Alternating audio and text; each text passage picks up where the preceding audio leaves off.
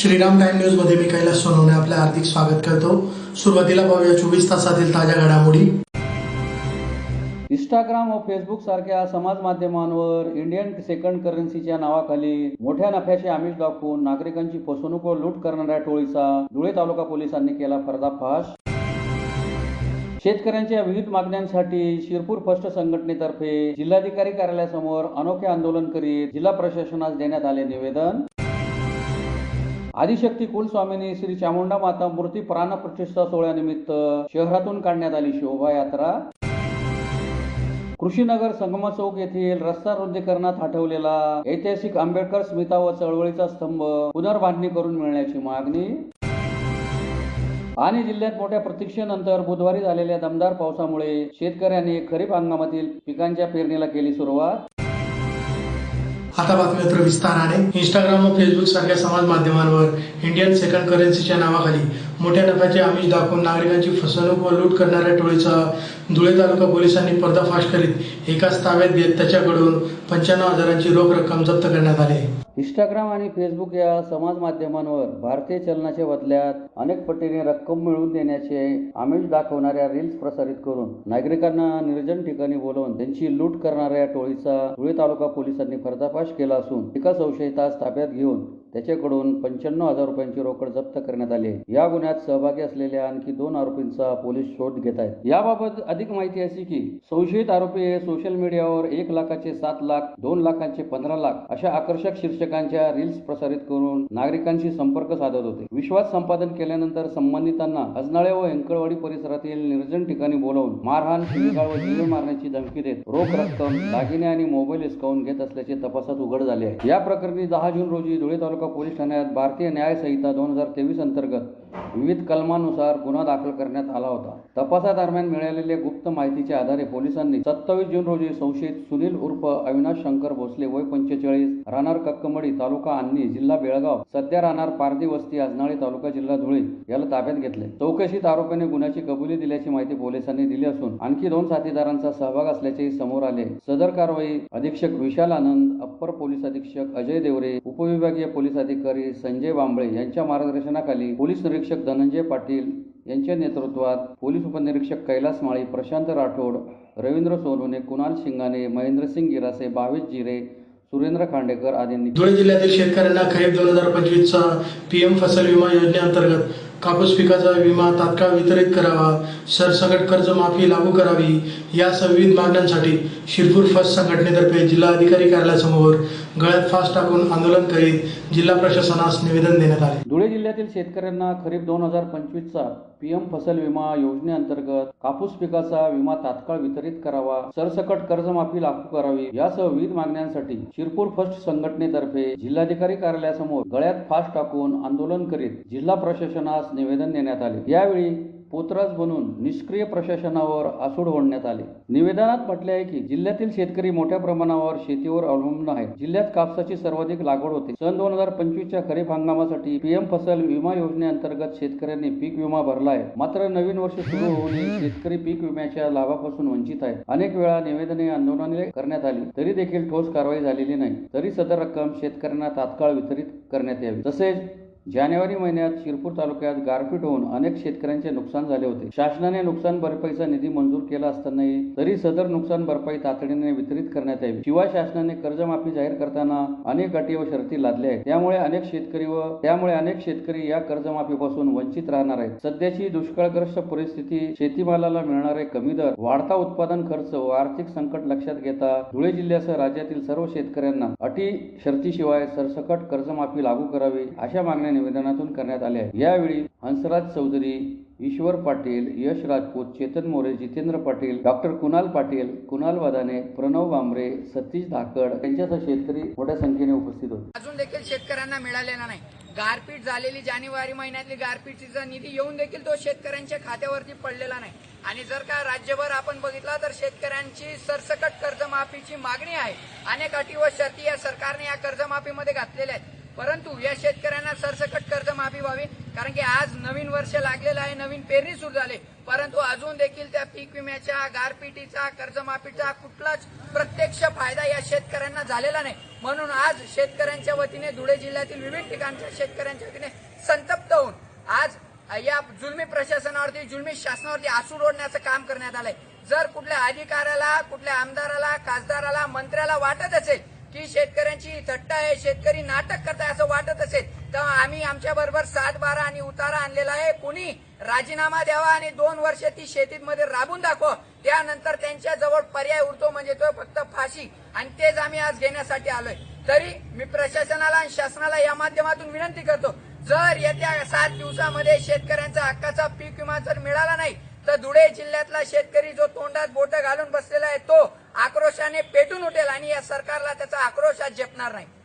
धुळे शहरातील देवपुरातील पांढरा नदीकाठी हत्तीजवळ चामुंडा माता नगरात आदिशक्ती कुलस्वामिनी श्री चामुंडा माता मूर्ती प्राण प्रतिष्ठा सोहळ्यानिमित्त गुरुवारी शहरातून शोभायात्रा काढण्यात आली. धुळे शहरातील देवपुरातील पांझरा नदीकाठी हत्तीडोहाजवळील चामुंडा माता नगरात गुरुवारपासून आदिशक्ती कुलस्वामिनी श्री चामुंडा माता मूर्ती प्राण प्रतिष्ठा सोहळ्यास सुरुवात झाली. त्यानिमित्त गुरुवारी परिसरातून शोभायात्रा काढण्यात आली. या शोभायात्रेचे ठिकठिकाणी भाविकांकडून मनोभावे स्वागत करण्यात आले. आदिशक्ती कुलस्वामिनी चामुंडा माता मूर्ती प्राण प्रतिष्ठा सोहळ्यानिमित्त दिनांक 2 जुलै ते 5 जुलै दरम्यान विविध धार्मिक कार्यक्रमांचे आयोजन करण्यात आले आहे. गुरुवारी सकाळी 10 वाजता शोभायात्रा काढण्यात आली. वीर शिरोमणी महाराणा प्रताप चौक येथून शोभायात्रेला सुरुवात झाली. शोभायात्रेत चामुंडा मातेची मूर्ती रथावर विराजमान होती. कलशधारी महिलांसह पारंपरिक वेशभूषेत भाविक या शोभायात्रेत सहभागी झाले होते. महाराणा प्रताप चौकातून पारोळा रोड, आग्रा रोड, गांधी पुतळा चौक, मोठा पूल, नेहरू चौक मार्गे ही शोभायात्रा मंदिराजवळ पोहोचली. तेथे चामुंडा मातेचा जयघोष करण्यात आला. मान्यवरांच्या हस्ते महाआरतीने शोभायात्रेचा समारोप करण्यात आला. यावेळी मंदिराचे विश्वस्त मंडळाचे अध्यक्ष पंढरीनाथ बडगुजर, उपाध्यक्ष गुलाब बडगुजर, राजेंद्र नंदवाळकर, सुधाकर बडगुजर, सचिन बडगुजर, भूपेश बडगुजर, मनोहर बडगुजर, निखिल सूर्यवंशी, संजय बडगुजर, राजू बडगुजर, गोकुळ बडगुजर, विनायक बडगुजर, सतीश बडगुजर, शशिकांत चौधरी, पुष्कर दीक्षित, निंबा बडगुजर, विजय बडगुजर, अशोक बडगुजर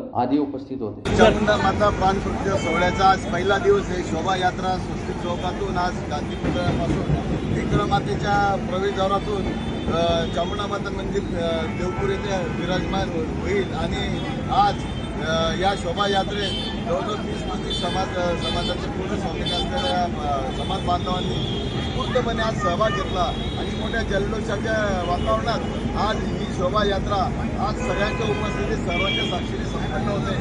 त्याबद्दल मी सर्व भाविकांचे मनपूर्वक आभार मानतो. धुळे शहरातील कृषीनगर संगमा चौक येथील रस्ता रुंदीकरणात हटवलेला 1993 पूर्वीचा ऐतिहासिक आंबेडकर स्मिता व चळवळीचा स्तंभ धम्मचक्र प्रवर्तन दिनापूर्वी पुनर्बांधणी करून मिळावा या मागणीसाठी तेथील आंबेडकरी अनुयायांतर्फे जिल्हाधिकारी कार्यालयासमोर निदर्शने करून निवेदन देण्यात आले. धुळे शहरातील कृषीनगर संगमा चौक येथील रस्ता रुंदीकरणात हटवलेला 1993 पूर्वीचा ऐतिहासिक आंबेडकर स्मिता व चळवळीचा स्तंभ धम्मचक्र प्रवर्तन दिनापूर्वी पूर्ववत पुनर्बांधणी करून मिळावा या मागणीसाठी तेथील आंबेडकरी अनुयायांतर्फे जिल्हाधिकारी कार्यालयासमोर निदर्शने करून निवेदन देण्यात आले आहे. निवेदनात म्हटले आहे की धुळे शहरातील कृषीनगर येथील संगमा चौक या ठिकाणी सन 1993 पूर्वीपासून आंबेडकरी अस्मितेचा व चळवळीचा एक ऐतिहासिक स्तंभ उभारलेला होता. हा स्तंभ परिसरातील नागरिकांच्या श्रद्धेचे व अस्मितेचे केंद्र आहे. परंतु सन 2022 मध्ये परिसरात सार्वजनिक बांधकाम विभागातर्फे रस्ता रुंदीकरणाचे काम सुरू झाले. त्यावेळी संबंधित सार्वजनिक बांधकाम विभागाचे अधिकारी आणि ठेकेदार ए.बी. वाघ यांनी स्थानिक नागरिकांशी चर्चा करून अशी भूमिका मांडली की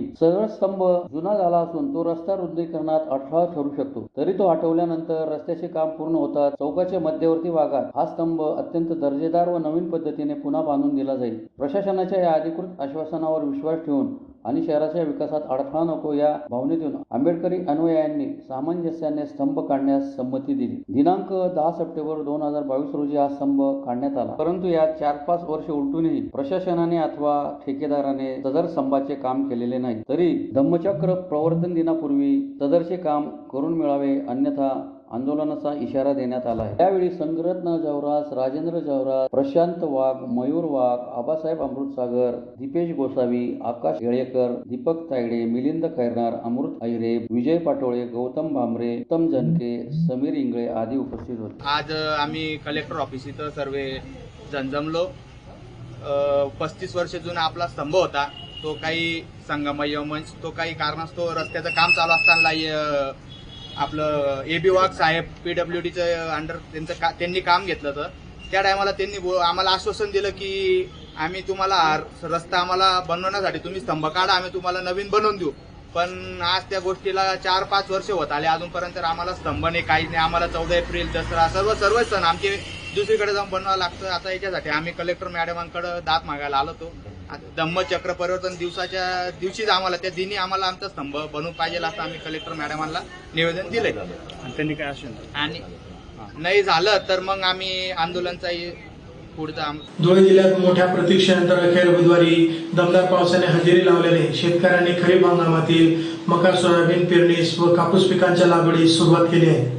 धुळे जिल्ह्यात मोठ्या प्रतीक्षेनंतर अखेर दमदार पावसाने हजेरी लावल्याने शेतकऱ्यांना काहीसा दिलासा मिळाला आहे. यंदा मान्सूनला उशिराने सुरुवात झाल्याने तसेच पावसाने दीर्घखंड दिल्यामुळे शेतकरी वर्ग मोठ्या संकटात सापडला होता. बुधवारी झालेल्या पावसानंतर अनेक भागात शेतकऱ्यांनी मका, सोयाबीन तसेच खरीप पिकांच्या पेरणीला सुरुवात केली असून कापूस लागवडीची सुरुवात झाली आहे. शेतकऱ्यांनी 15 दिवसापूर्वी झालेल्या पावसावर विश्वास ठेवून अनेक ठिकाणी पेरणी केली होती. मात्र त्यानंतर पावसाने दडी मारल्याने उगवलेली पिके करपण्याची वेळ आली आणि अनेक शेतकऱ्यांना दुबार पेरणी करावी लागली. त्यामुळे बियाणे, खत आणि मशागतीचा अतिरिक्त खर्च सहन करावा लागत असून आर्थिक भार वाढला आहे. सध्या झालेल्या पावसामुळे शेतकऱ्यांच्या आशा पुन्हा पल्लवित झाल्या असल्या तरी पुढील काही दिवस नियमित पाऊस होणे अत्यंत गरजेचे आहे. जर पुन्हा पावसाने खंड दिला तर दुबार पेरणी केलेली पिके धोक्यात येतील आणि शेतकऱ्यांवर पुन्हा कर्जबाजारी होण्याची वेळ येऊ शकते, अशी भीती शेतकऱ्यांनी व्यक्त केली आहे. मी संजय जयसिंग गिराज शेतकरी बोलतो की या वर्षी पाऊस लेट झाल्याने आज रोजी आम्ही मका लागवड करतोय.